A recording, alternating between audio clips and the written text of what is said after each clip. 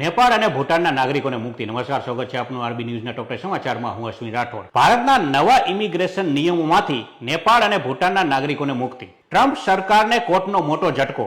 Harvard યુનિવર્સિટીના $2.6 billion કાપ મૂકવાના નિર્ણયને પલટી નાખ્યો. યુક્રેન વાટાઘાટો દ્વારા યુદ્ધનો અંત લાવે, નહીં તો હું બળજબરીથી ખત્મ કરાવીશ. પુતિને ઝેલેન્સ્કીના પ્રસ્તાવને ફગાવી દીધો. હવે અમેરિકાએ ભારતીય વિદ્યાર્થીઓ પર કડક કાર્યવાહી કરી. 4700 વિઝા રદ કર્યા. એશિયા કપ હોકીમાં ભારત સાઉથ કોરિયા વચ્ચેની સુપર 4 મેચ 2-2 થી ડ્રો રહી.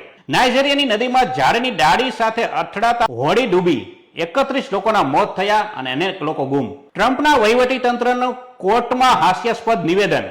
યુક્રેનમાં શાંતિ માટે ભારત પર ટેરિફ જરૂરી હોવાનું ગાણું ગાયું. કર્ણાટકમાં એમએલએ કેસી વિરેન્દ્ર સામે ઈડીની ઓનલાઈન સટ્ટાબાજી કેસમાં કાર્યવાહી. 55 કરોડ ફ્રીઝ કરાયા.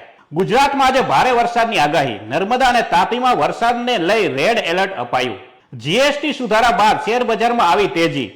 રોકાણકારોને મળ્યા 4 લાખ કરોડ. તો આ તાજના ટોપ 10 ન્યૂઝ અને હું હતો આપની સાથે અશ્વિન રાઠોડ. જય હિન્દ, જય ભારત.